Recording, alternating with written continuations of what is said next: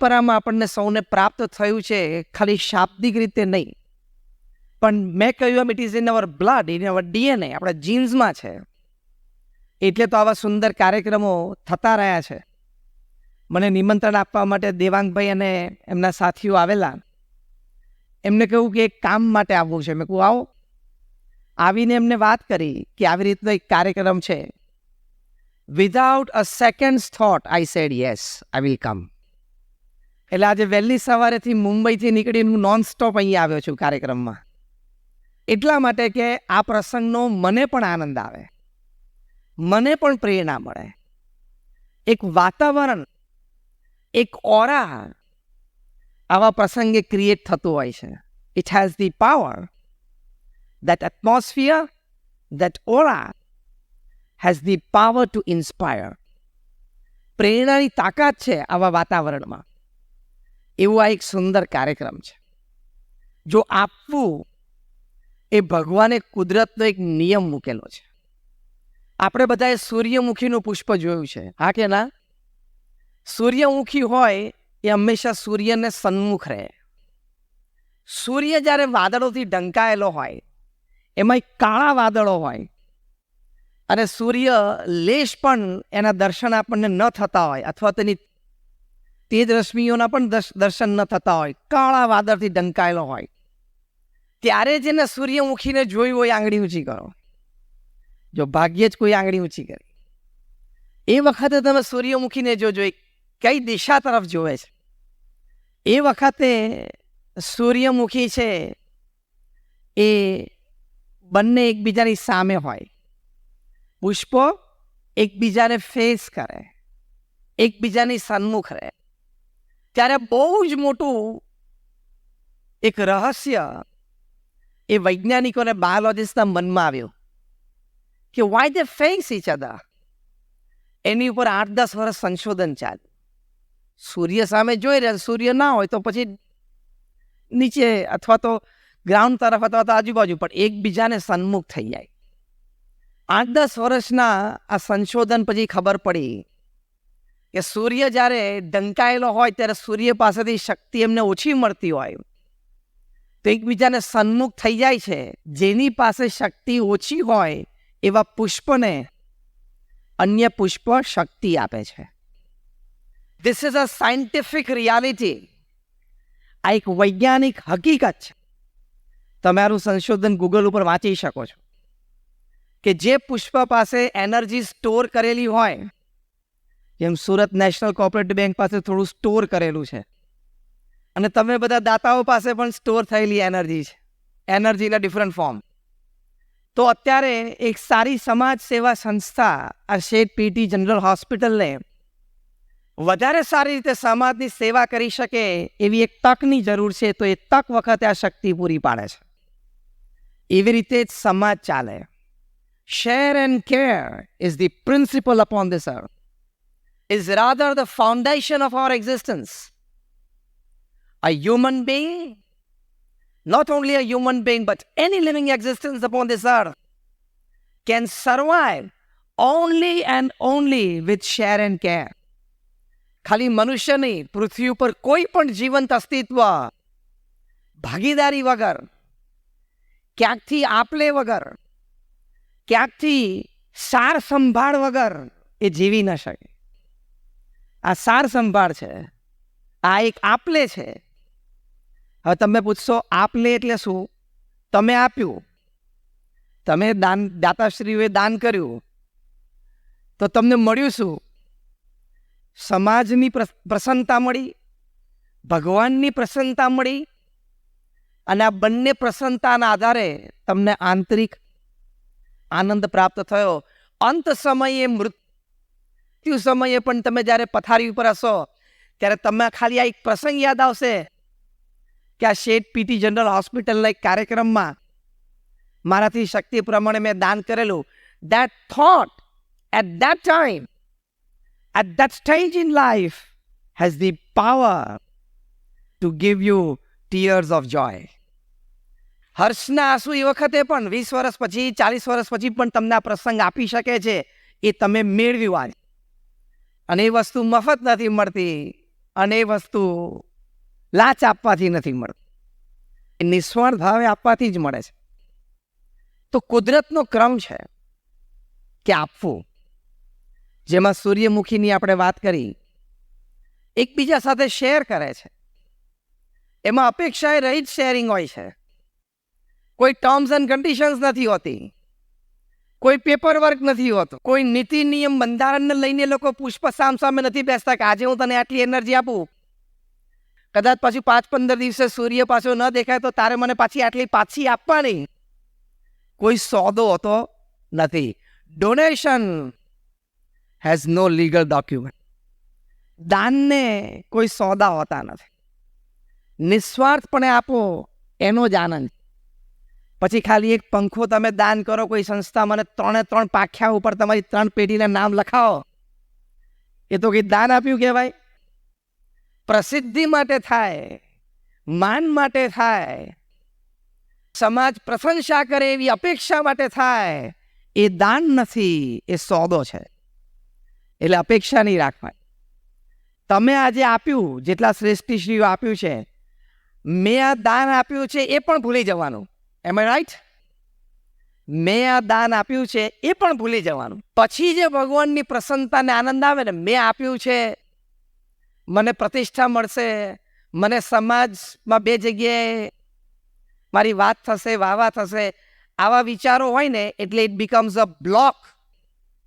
Gods grace, ભગવાનની પ્રસન્નતા માટે આ બ્લોક બની જાય. જેમ પેલો ન્યુક્લિયર બંકર હોય ને, એની અંદર જતા તો ન્યુક્લિયર બોમ્બ ફૂટે ને તો એ બંકરની અંદર હોય એટલે અસર ના થાય. એમ દાન આપ્યા પછી પણ ભગવાનની પ્રસન્નતાની અસર ન થાય, કારણ કે તમે બીજી બધી લૌકિક અપેક્ષાઓ રાખી. નહીં રાખો તો એની જાતે મળશે.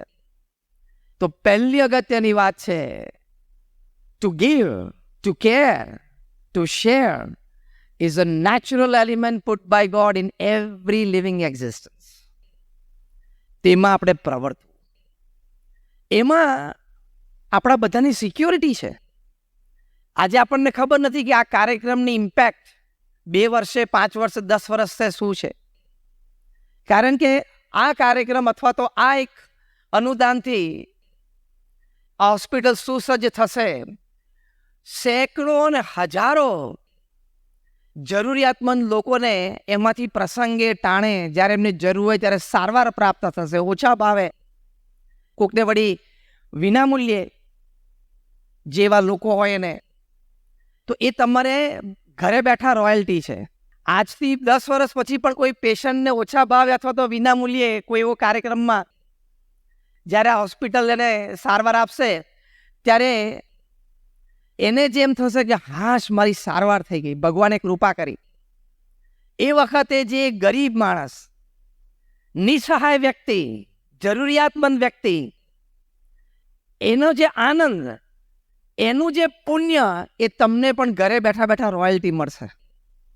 એકવાર દાન અને અનેકવાર રોયલ્ટી. સામાન્ય કોઈ પુસ્તક લખે, સામાન્ય કોઈ બીજી વાત હોય, તો જ્યારે જ્યારે એનું આવૃત્તિ છપા થઈ જાય ત્યારે રોયલ્ટી મળતી જાય છે. અને તમને ખબર, તમે લોકો કમર્શિયલ ફિલ્ડમાં છો તો મલ્ટી લેવલ માર્કેટિંગ હોય છે. મલ્ટી લેવલ માર્કેટિંગ હોય છે ઘણા બધી પ્રોડક્ટ્સમાં. I think you know better than me, મારા કરતાં તમને વધારે ખ્યાલ છે. પણ એ મલ્ટી લેવલ માર્કેટિંગમાં તમને ખબર ના હોય, કોઈ તમારા હાથ નીચે એના પછીની ટીમ, એના પછીની ટીમ, એના પછીની ટીમ, કોક અમદાવાદમાં કે ઇન્દોરમાં કે હિંમતનગરમાં પણ ધંધો કરે ને તોય તમારા ઘરે ચેક આવે છે ને. મલ્ટી લેવલ માર્કેટિંગમાં આ પુણ્યમાં પણ મલ્ટી લેયર અને મલ્ટી ઝોન પુણ્ય કમાવાનું છે. તો શેર એન્ડ કેર, આમાં બધાની સિક્યુરિટી રહેલી છે, સ્થિરતા રહેલી છે. એટલે કે સમાજની સ્થિરતા અને સિક્યોરિટી એ કેર એન્ડ શેરમાં રહેલી છે. ત્યાં અમેરિકામાં, કેલિફોર્નિયામાં રેડવુડ ટ્રીઝ થાય છે. 250, 200, 250, 250 ફૂટ સુધી ઉપર જાય. અને થડ તો તમે જુઓ એટલા પોળા કે આપણે કદાચ 5-7 વ્યક્તિઓ આમ હાથ લાંબા કરીને પકડીને આમ ચેઇન કરીએ તો એને આમ બથ ન પીડી શકે. એટલે કે એને સરકમવેન્ટ એટલું ડાયામીટરને ગોળ આપણે ન થઈ શકીએ એવા જાડા મોટા થડ. અને ભારે ખમ ઝાડ, એનું લાકડું એટલું ભારે.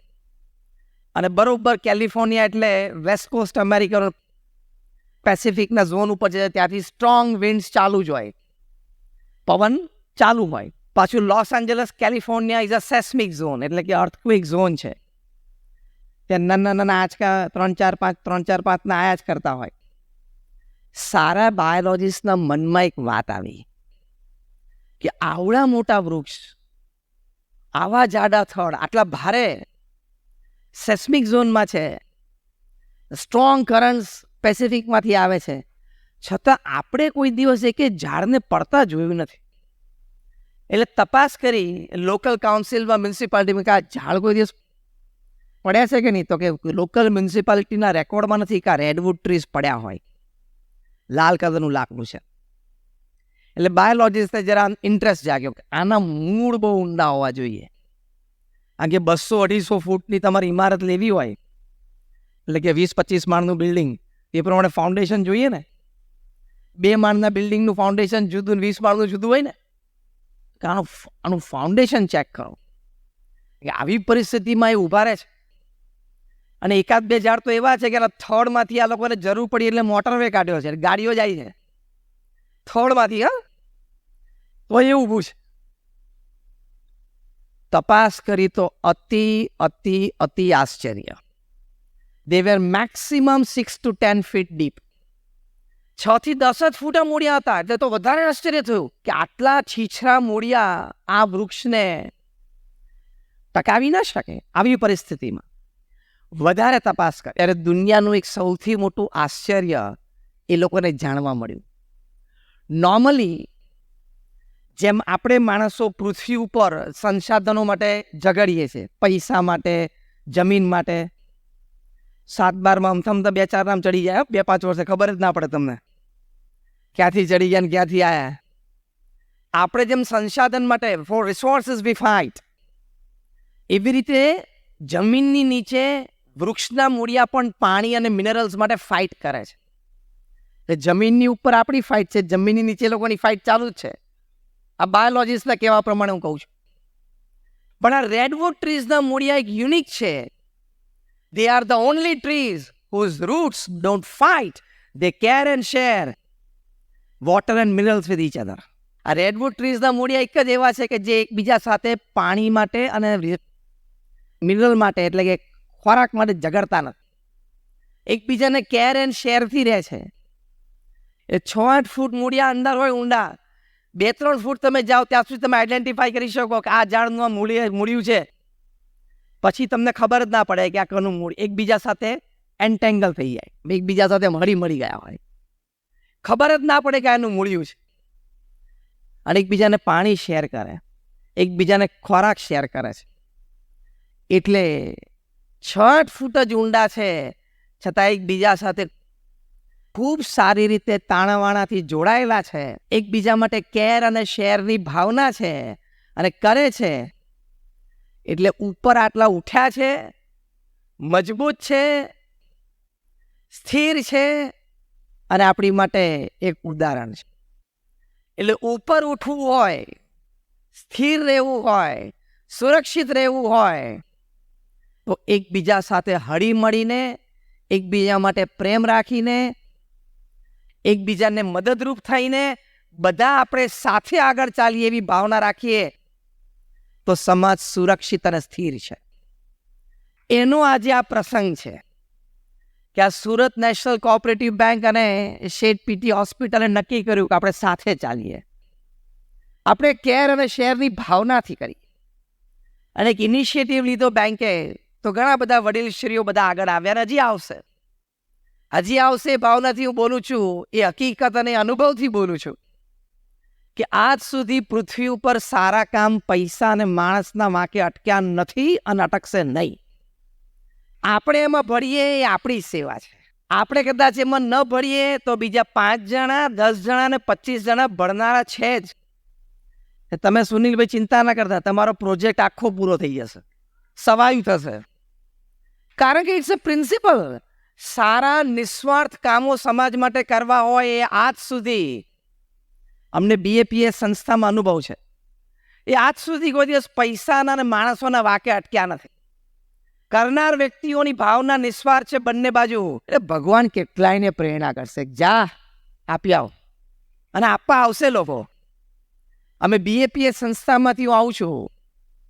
દુનિયાની પ્રથમ 10 મોટી સંસ્થાઓમાં BAPS સંસ્થા છે. યુનાઇટેડ નેશન્સમાં અમારી પાસે પરમનન્ટ સીટ છે એઝ એન NGO. અને દુનિયાભરમાં અમે 1600 hospitals, hostels, schools, colleges, community centre, સંસ્કાર કેન્દ્ર, મંદિર અને અક્ષરધામ ચલાવીએ છીએ.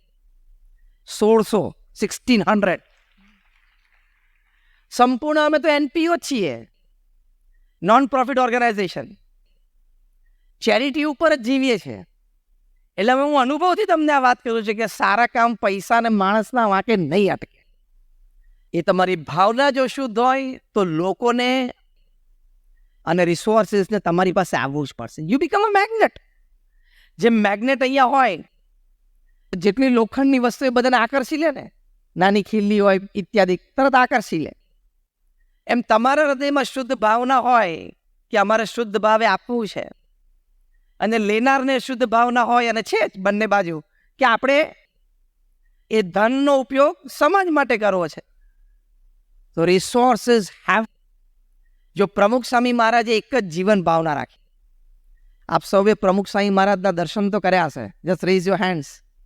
બધા જ એક ભાવના એમણે જીવનમાં રાખી. બાકી 5 ધોરણ ભણેલી એ વ્યક્તિ અંગ્રેજીનું એક વાક્ય સરખું ના બોલી શકે, forget English, not even Hindi, પણ એમની ભાવના શેર એન્ડ કેરની હતી.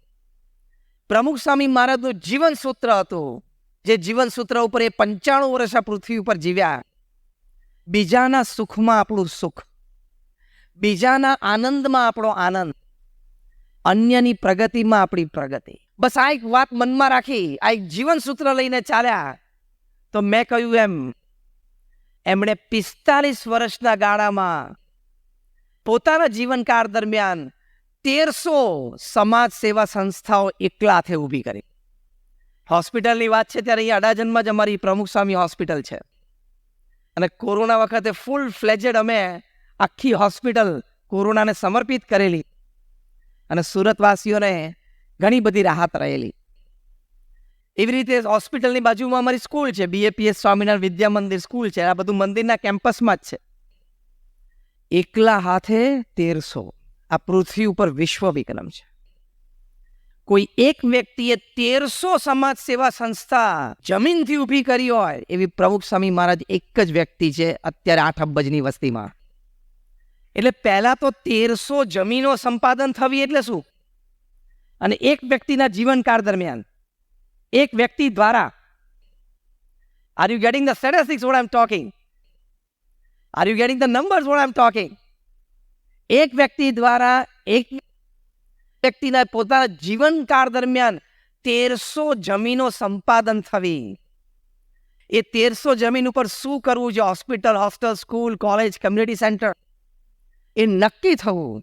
એના ફંડ્સ રેઝ થવા, આર્કિટેક્ટ્સ પ્લાન ડિઝાઇન કરે, એ પ્લાન્સ લોકલ ગવર્મેન્ટ બોડીઝમાં પ્લાન ક્લિયર થવા, ટેન્ડર્સ ડિશ આઉટ થવા, ટેન્ડર નક્કી થવું, કોન્ટ્રાક્ટર નક્કી થવા, એ ઇમારત બાંધવી, ત્યાં 5-15 અમારા સમર્પિત BAPSના સ્વયંસેવકો જોઈએ મળી જવા, બીજો પેઇડ સ્ટાફ મળી જવો, એ સંસ્થાનો ઉદ્ઘાટન સમારોહ આવી રીતે નક્કી થવો થાય, અને સમાજને ભેટ આપવી એ સંસ્થાની, સમાજની સેવામાં કાર્યરત એ સંસ્થાને મૂકવી. આખી કહાની મેં તમને જે કીધી, જમીન સંપાદનથી લઈને ઉદ્ઘાટન સમારોહ સુધીની એ કહાની પ્રમુખ સ્વામી મહારાજે 45 વર્ષ સુધી દર 15મા દિવસે પૂરી કરી. એટલે દર 15મા દિવસે એક સમાજ સેવા સંસ્થાની ભેટ આપી. આપણે ઘરમાં રસોડાનો નળ કે વોશ બેસિનનો નળ ટપકતો હોય ને તો પ્લમ્બરને ઘરે આવતા 2 દિવસ થાય છે. એ કમ્પેરિઝન કરજો, સામે એક સંસ્થા 15મા દિવસે ઊભી કરીને સંસ્થાને આપી દેવી સમાજને. That means at any given time in BAPS, કોઈ પણ સમયે ઓછામાં ઓછા 25 થી 30 સંસ્થાઓના બાંધકામ, એની કાર્યવાહી ચાલુ હોય તો જ 15મા દિવસે એક સંસ્થાનું ઉદ્ઘાટન થાય ને. અને એ પણ હવે તમને મોટી આશ્ચર્યની વાત કરું, આખો જે રેકોર્ડ મેં વાત કરી 45 વર્ષમાં 13 દર 15મા દિવસે એક, એ પ્રમુખ સ્વામી મહારાજની પોતાની 51 થી 95 વર્ષની ઉંમરની ગાથા છે. એમની કારકિર્દી જ 51 વર્ષે શરૂ થઈ, કારણ કે ગુરુપદ આવ્યા. 51 વર્ષની પોતાની ઉંમરથી પોતાની ઉંમર 95 સુધી એ 45 વર્ષમાં કામ કરવું એટલે કેવું? એટલે હર્ષવર્ધનભાઈ હમણાં મને કહેતા હતા કે મારી ઉંમર 77 થઈ. નહીં, હમણાં મને કહેતા હતા બાજુ. અમે ભાવના રાખીએ છીએ કે હજી 23 ભગવાન આપે એટલે તમારે કાર્યરત ચાલુ રહે. સારા કામ માટે સારી વ્યક્તિઓ, સારી સંસ્થાઓની સમાજને જરૂર છે. મુદ્દો આપણે એ કરીએ છીએ કે તમારા હૃદયમાં શુદ્ધ ભાવના હોય, કામ થાય. પ્રમુખ સ્વામી મહારાજે શુભ ભાવના રાખી કે બીજાના સુખમાં આપણું સુખ.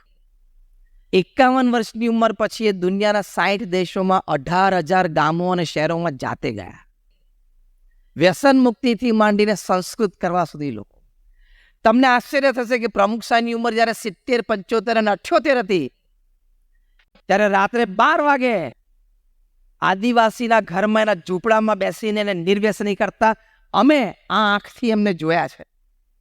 78 વર્ષની ઉંમરે રાત્રે આદિવાસીના ઝૂંપડામાં બેસીને એને સંસ્કૃત કરવો એ શ્રદ્ધા, પણ એ જીવન સૂત્ર હતું.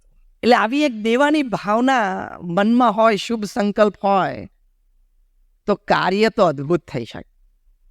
એમના પછી 2016માં અમારા ગુરુહરિ મહંત સ્વામી મહારાજ ગુરુપદે આવ્યા. એને આજે 7.5 વર્ષ થયા. 7.5 વર્ષમાં એમને 350 સંસ્થાઓ ઊભી કરી. એટલે પ્રમુખ સ્વામી મહારાજ કરતા ડબલ એવરેજ ઉપર અત્યારે મહંત સ્વામી મહારાજ કામ કરે છે. દર 8મા દિવસે એક સંસ્થાની ભેટ આપી, એવરી 8th ડે. અને એ પણ 84 વર્ષની ઉંમરની પછી. કારણ કે BAPS સંસ્થાના વહીવટી વડા અને આધ્યાત્મિક ગુરુ મહંત સ્વામી મહારાજ 84 વર્ષની ઉંમરે બન્યા. 84 વર્ષની ઉંમરે તમને કોઈ સંસ્થાનું સંચાલન સોંપે તો તમે કરો? જો બધા ના પાડવા માંડ્યા. કારણ કે 84 વર્ષે 85 વર્ષે બીજું કંઈ ના હોય. બહાર તડકો નીકળે શિયાળામાં, એટલે ઘરમાંથી 2 જણા ખુરશી ઉચકીને તડકે મૂકે, અને તડકો બહુ લાગે ને 2 વાર લાકડી પછાડે એટલે અંદર લાવે. 84 વર્ષે આ BAPS સંસ્થાની જવાબદારી લેવી એટલે મહંત સ્વામી મહારાજે લીધી. અને ખાલી જવાબદારી લીધી એવું નહીં, કામ કરી બતા. અને અત્યારે અહીંયા સુરતમાં કણાદમાં અમારો પ્રોજેક્ટ ચાલે છે. સુરતે પોતાના ઇતિહાસમાં જોયો નથી એવો આ પ્રોજેક્ટ છે. It's beyond the ken of human intelligence. 140 acre ઉપર અક્ષરધામ બને છે. 140 એકર્સ. દિલ્હીમાં અક્ષરધામ છે ને એના કરતાં પણ આ મોટું અક્ષરધામ છે. એટલે સુરતવાસીઓ માટે 140 એકર ઉપર આવું એક સ્થાન હોવું, એ આવતા વર્ષે 2025માં મહંત સ્વામી મહારાજ સુરતવાસીઓને ભેટ આપશે. હમણાં તમે 15 દિવસ પહેલા જ વાંચ્યું હશે કે BAPS હિન્દુ મંદિર અબુધાબીમાં થયું. First time in the history કે મિડલ ઇસ્ટના દેશમાં એ પરંપરાગત હિન્દુ મંદિર, RCC ના તો હોય નાના મોટા ગમે તે, પથ્થરનું 1500 વર્ષ ત્યાં ટકે એવું મંદિર. જેમ ભારત વર્ષમાં 800, 1000 વર્ષ, 1200 વર્ષ જૂના મંદિરો છે, એમાં 1500 વર્ષ અબુધાબીની ધરતી ઉપર રહેશે.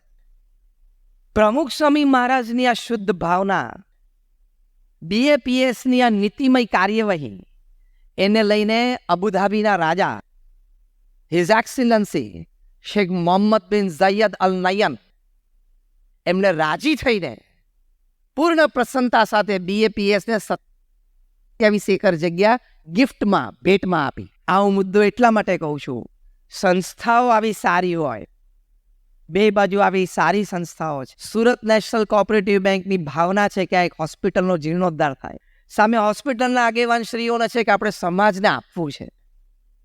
આવી સારી સંસ્થાઓ ભેગી થાય, શુભ ભાવના હોય એટલે રિસોર્સિસ આવે જ. જેમ મેં આ પ્રસંગ કહ્યું એમ BAPSને રાજાએ 27 એકર આપ્યા. પહેલી વાર પૃથ્વી ઉપર એવું બન્યું કે એક મુસ્લિમ રાજાએ એક હિન્દુ ધર્મગુરુ અને સંસ્થાને મંદિર માટે જમીન ભેટ આપી. અને એ પણ UAEમાં, એટલે કે અબુધાબીમાં. યુનાઇટેડ આરબ એમિરેટ્સનું કેપિટલ છે અબુધાબી. એટલું જ નહીં, રાજાએ લખી આપ્યું, લેખિત કર્યું કે BAPS હિન્દુ મંદિર અબુધાબીને આજીવન આ પૃથ્વી પર સૂર્ય અને ચંદ્ર તપે ત્યાં સુધી ઇલેક્ટ્રિસિટી અને વોટર એ રાજ પૂરું પાડશે, બિલ ક્યારેય નહીં આવે. ત્રીજું એમણે લખી આપ્યું કે BAPS હિન્દુ મંદિરની પૂર્ણ સિક્યોરિટી, અને આ સૂર્ય અને ચંદ્ર તપે ત્યાં સુધી આ જમીન આ પ્રોપર્ટીની માલિકી અને હક એ BAPS સંસ્થાનો રહેશે. એટલે ભવિષ્યમાં કદાચ કોઈ પ્રસંગ બને તો આ પ્રોપર્ટીને, આ સ્થાનને ક્યારેય કશું જ ન થાય. એની માટે ઓફકોર્સ UN લીડરશીપના અમે ખૂબ ખૂબ આભારી છીએ. All my gratitudes on behalf of BAPS. પણ આમાં બે વાત છે. સંસ્થા સાચી અને સારી હોય તો રિસોર્સિસ સામેથી આવે છે, જેમ રાજાએ સામેથી આવે. અને સામે તમે સારું કામ કરતા હોય તો ભગવાન અનેકમાં પ્રેરણા કરશે કે જા આપ, એમ તમારે આવ્યા કરશે. ભગવાન કેટલાને પ્રેરણા કરશે, સુનિલભાઈ, જા આપ, તમે સ્વીકારજો. ડૉક્ટર દોશીનો પ્રસંગ યાદ આવે છે. સ્વામિનારાયણ અક્ષરધામ ગાંધીનગરના ઉદ્ઘાટનના પહેલા દિવસે પ્રમુખ સ્વામી મહારાજે સામેથી ડૉક્ટર દોશીને બોલાવીને એમનું સન્માન કર્યું. જ્યારે આજે એક હોસ્પિટલની વાત છે, ડૉક્ટરોની વાત છે. અને હમણાં હર્ષવર્ધનભાઈએ મને પ્રસંગ કહ્યો, પેલા પારસી ડૉક્ટર કોણ સુરતના, લશ્કરીભાઈ, સૌરાભજી લશ્કરી, કેવી એમને સેવાઓ કરી, એ બધી મને વાતો કરતા. ડૉક્ટર દોશી એવા જ એક ડૉક્ટર, એમણે એમના જીવનકાળ દરમિયાન 3 લાખ કેટરેક્ટ ઓપરેશન્સ ફ્રી કરેલા, આ જીવન સમર્પિત. પણ હવે તમને મજાની વાત કરું એમના જીવનની, જે આજના પ્રસંગને અનુરૂપ છે. એમની સાથે કામ કરતા એક ડૉક્ટર મહેતા, લગભગ 30-35 વર્ષ ડૉક્ટર મહેતા એમની સાથે સેવા કરી. એ હમણાં 4-5 વર્ષ પહેલાં અમને એક કાર્યક્રમમાં મળ્યા, અને કાર્યક્રમમાં જાહેરાતમાં ખબર પડી કે એમને ડૉક્ટર દોશી સાથે કામ કર્યું. એટલે કાર્યક્રમના અંતે હું સામેથી એમની પાસે ગયો. આવા એક વડીલ, આવા એક સેવાભાવી, એમને આપણને મળવાની તક મળે એ આપણા માટે પણ એક ભાગ્યની વાત. હું એમને મળ્યો, મેં નીચા નમીને એમનો ચરણ સ્પર્શ કર્યો. મેં કહું, આપ ડૉક્ટર દોશી સાથે રહેલા આટલા વર્ષો? તો કે હા. જ્યારે હું મળ્યો ત્યારે એમની ઉંમર પણ લગભગ 90 હતી, ડૉક્ટર મહેતાની. મેં કહું, આપને અનુકૂળ હોય ને સમય હોય તો મારે 10 મિનિટ આપની પાસેથી ડૉક્ટર દોશીની અથવા તમારા બે કોઈ એવા સારા 2-4 પ્રસંગો જાણવા છે. મને કે ક્યારે? મેં કહું, હું તો અત્યારે તૈયાર છું, તમારી હેલ્થ ને તમારો શેડ્યુલ, તમારા લંચ ટાઈમ પ્રમાણે. તો કે ના, મને અનુકૂળ છે, હવે બેઠા. મેં કહું, તમને પ્રશ્ન ના હોય તો મારા મનમાં એક પ્રશ્ન જે પૂછું? તો કે પૂછું. હવે આજના પ્રસંગને અનુરૂપ મેં એક પ્રશ્ન પૂછ્યો. તમે ગામો ગામ કેટરેક્ટ ઓપરેશન્સના કેમ્પ નાખતા હતા, એટલે કે મોતિયો એ ફ્રી કરતા, એની માટે કંઈક તો ધનની જરૂર પડે ને. ટ્રાવેલિંગથી માંડીને, સ્ટાફથી માંડીને, મેડિસિનથી માંડીને કંઈક વ્યવસ્થા, કંઈક તો ધન વગર તો કંઈ પ્રવૃત્તિ થતી જ નથી. તો તમે ધન લાવતા હતા ક્યાંથી? કેવી રીતે તમારી પાસે આ વ્યવસ્થા થતી? What Dr. Mehta told me, I was like, the ground slipped from under my feet. મારા પગની જમીન ખસી ગઈ.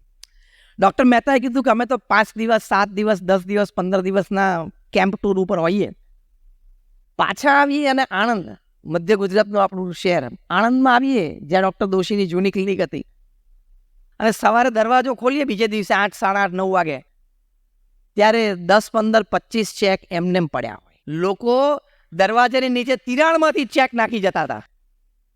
મેં કહ્યું ને, સારા કામ માટે ભગવાન પ્રેરણા ખૂબ કરે છે, કારણ કે એમને કરાવવું છે સારું કામ. તમે સારા પાત્ર બનો તો તમારા દ્વારા કરાવશે. As simple as that. મેં કહ્યું, બીજો પ્રશ્ન પૂછું, તમને અનુકૂળ હોય તો જવાબ આપજો, તમને અનુકૂળ ના હોય તો ના પાડી દેજો, આપ વડીલ છો. મેં કહ્યું, ચેકમાં તમને વાંધો ના હોય તો મને કહેશો, લગભગ આમ કેવી કેવી રકમો લખેલી હોય? મને કે મેં 500 રૂપિયાનો ચેક પણ જોયો છે અને 25 લાખનો પણ જોયો છે. દરવાજાની દિવાળમાંથી લોકો નાખી જાય. ત્રીજો પ્રશ્ન, મેં કહ્યું, ડૉક્ટર દોશી અને તમે પછી એ ચેકની વ્યવસ્થા શું કરો? મને કે ઉભા રહો. મને કે ડૉક્ટર દોશીએ કોઈ દિવસ આ ચેક હાથમાં જ નથી લીધા. દરવાજો ખોલે ને ચેક હોય તો એમ ટપી અને પાછા પોતાની ખુરશી ઉપર બેસીને પોતાની કાર્યવાહી ચાલુ કરે. ચેક બધા વીણવાની જવાબદારી મારી રહેતી, એવું ડૉક્ટર સાહેબે કીધું. કારણ કે મને એ વ્યવસ્થા સોંપેલી હતી અને હું પછી બધો એ વહીવટ વ્યવહાર કરતો. ચેક હાથમાં જ નથી લીધો દાનનો એમણે, ડૉક્ટર દોશીએ હાથમાં લઈને જોયું પણ નથી. એનો મતલબ એમ થયો કે કદાચ ઘણા બધા દાતાઓને સીધા પરિચયમાં નહીં પણ હોય, પણ માણસની ભાવના શુદ્ધ હતી. લોકો એમનું કાર્ય જોતા હતા તો લોકો પ્રેમથી એની સાથે જોડાયા.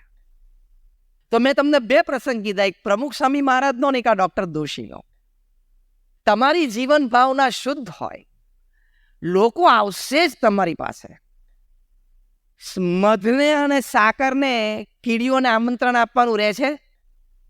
મધને અને સાકરના ટુકડાને કીડીઓને આમંત્રણ આપવાનું રહે? અત્યારે અહીંયા કોઈ કીડી દેખાતી નથી, પણ હમણાં સાકરના 2-4 કટકા મૂકો એટલે 15-25 મિનિટમાં 2-5-10 કીડીઓ આવી જાય. હા કે ના? તો કીડીઓ સાકરના ટુકડા પાસે એનો રંગ જોઈને આવે છે? નો. એનો આકાર જોઈને આવે છે? નો.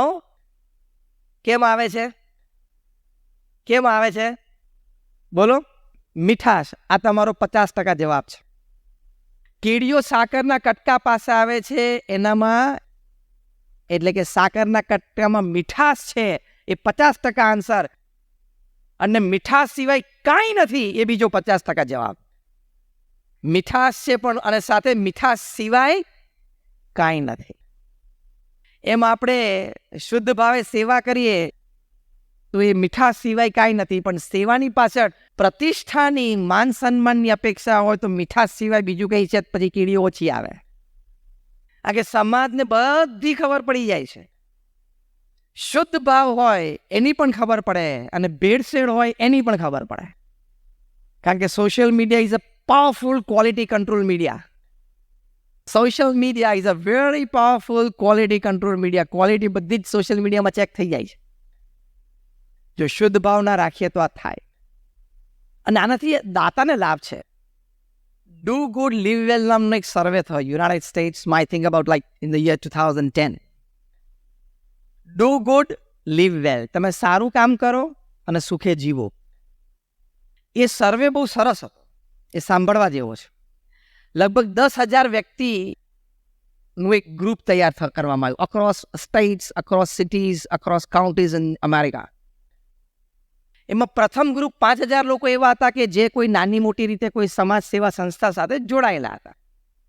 સમયનું દાન આપતા, શક્તિનું દાન આપતા, ધનનું દાન આપતા.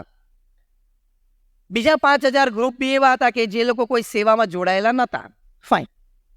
10 વર્ષ સુધી આ 10,000 વ્યક્તિઓનો સર્વે ચાલુ રહે કે આ જે સેવામાં જોડાયા છે, તને મને ધને કોઈ પણ પ્રકાર એ લોકોને કોઈ લાભ છે કે નહીં? Physical, mental, emotional benefits. કોઈ કમ્પ્લેન કે સાહેબ તમે તો સંત છો એટલે પુણ્યની તો વાત કરી જ દો છે, ભગવાન તમને પુણ્ય આપે. એ તો બરોબર છે, સાચી વાત છે, પણ મને કંઈક દેખાય, કંઈક જણાય, કંઈક અનુભવ થાય, એવો કંઈક લાભ તો આવવો જોઈએ ને. હું સેવા કરું તો, કારણ કે જમવાનો કેશ એન્ડ કેરીનો છે ને, you cache and carry, simple. તો એનો કોઈ લાભ થાય કે નહીં? 10 વર્ષના સર્વેના કન્ક્લુઝન રિપોર્ટ ઉપર તમે ગૂગલ ઉપર જઈને આ શબ્દ નાખજો, ડુ ગુડ લીવ વેલ સર્વે 2010, એટલે તમને આ રિપોર્ટ વાંચવા મળશે.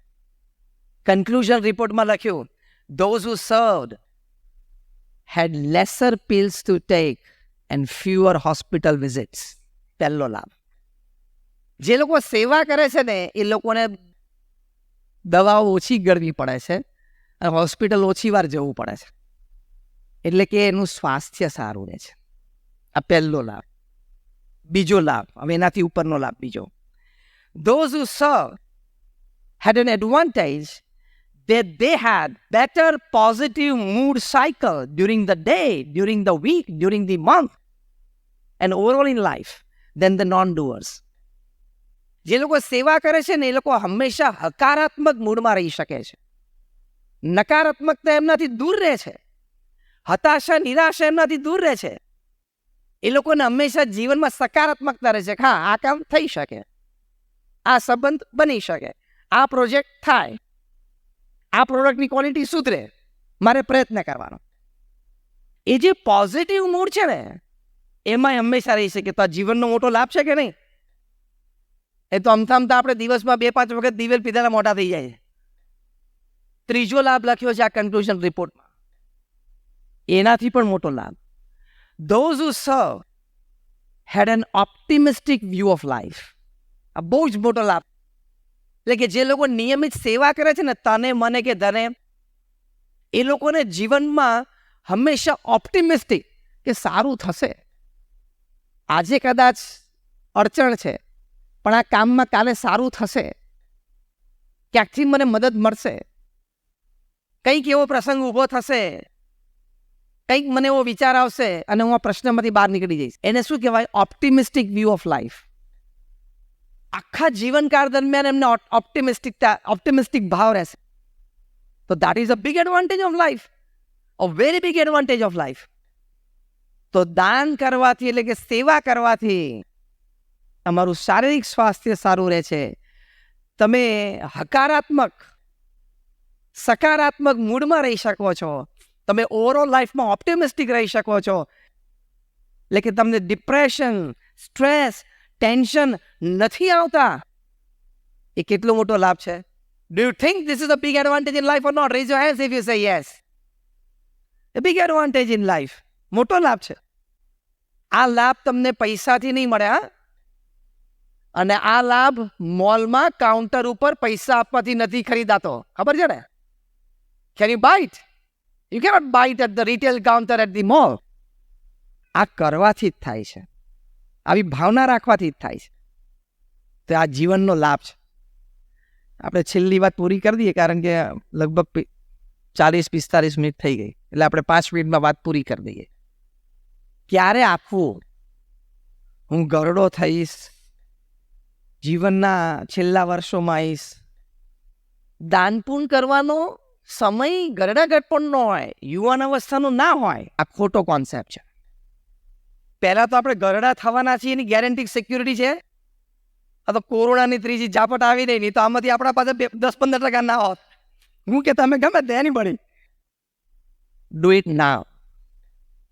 મહાભારતમાં એક સરસ વાત છે. યુધિષ્ઠિરે તે દાન આપવા માટે બેઠાલા, સમય પૂરો થઈ ગયો, વળી કોઈ વ્યક્તિ જરૂરિયાતમંદ દોડતી આવી કે મને એટલે યુધિષ્ઠિરે કહ્યું કે હવે આજનો સમય પૂરો થયો, મારે બીજી વ્યસ્તતા છે, રાજ સંબંધી મિટિંગો છે, એટલે બધું અહીંયા આટો પડી ગયું. તું જો ને, હું જે દેગડામાંથી સોના મોરો આપું છું તો આટો પડી ગયું છે, હવે તું કાલે આવજે.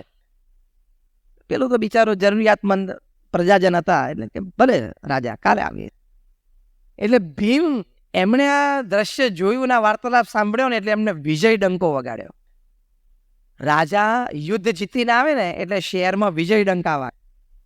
એટલે પ્રજાને ખબર પડે કે આપણા રાજા યુદ્ધ જીતી લીધું છે. તો યુધિષ્ઠિર કે વિજય ડંકા કોણ વગાડે છે? યુદ્ધ ક્યાં ચાલુ છે? તો કે ભીમ વગાડે છે. બોલાવો એના દરબારમાં. યુધિષ્ઠિરે ભીમને પૂછ્યું કે ભાઈ આ વિજય ડંકા કેમ વગાડે છે? તો કે કેવડો મોટો આજે વિજય થયો. તો કે શેનો વિજય? તમે મૃત્યુ ઉપર વિજય મેળવ્યો. યુધિષ્ઠિર કે મેં કેવી રીતે મૃત્યુ ઉપર વિજય મેળવ્યો? તમે પેલી વ્યક્તિને કીધું તું કાલે આવજે, એનો મતલબ કે તમે કાલ સુધી જીવવાના છો. તમે હજી 24 કલાક જીવવાના છો એવું નક્કી થયું ને, તમે મૃત્યુ ઉપર વિજય મેળવ્યો એટલે મેં વિજય ડંક વગાડ્યો. યુધિષ્ઠિરે કાન પકડ્યા કે this is a very intelligent input. આ કંઈક મને બહુ મોટી વાત કરી ગયો આજે. તરત સૈનિકોને મોકલીને કહું ભાઈ પેલાને બોલાવ અને હું અત્યારે એને દાન આપી દઉં, કારણ કે નક્કી નહીં કે હારું કાલ સવારે શું થાય. તમે તાલી પાડી પણ કંઈ સમજ્યા? તમે બધાએ તાલીઓ પાડી પણ કંઈ સમજ્યા? હું તમને અહીંયા બેઠા છે અને સિમ્પલ એક પ્રશ્ન પૂછું કે તમને અત્યારે ભગવાન એમ કે 1 મિનિટ પછી તમારું મૃત્યુ છે, હાર્ટ એટેક.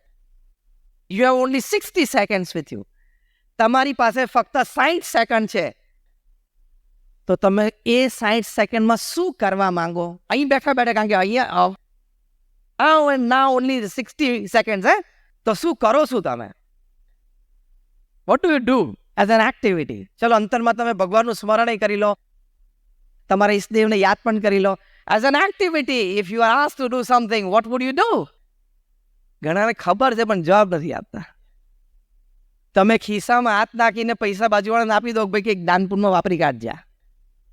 હા કે ના? યસ ઓર નો? આજે આ કરવાનું છે.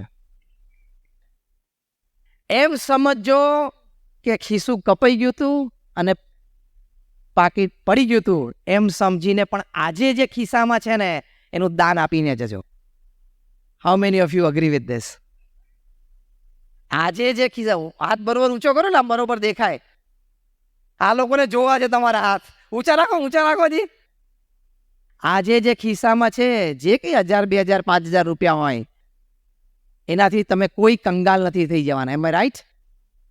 આજે જે ખિસ્સામાં 1000, 2000, 5000 છે એનાથી તમારા બેંક એકાઉન્ટ કોઈ ખાલી થઈ જવાના નથી. એમ આઈ રાઈટ ઓર રોંગ? હા કે ના?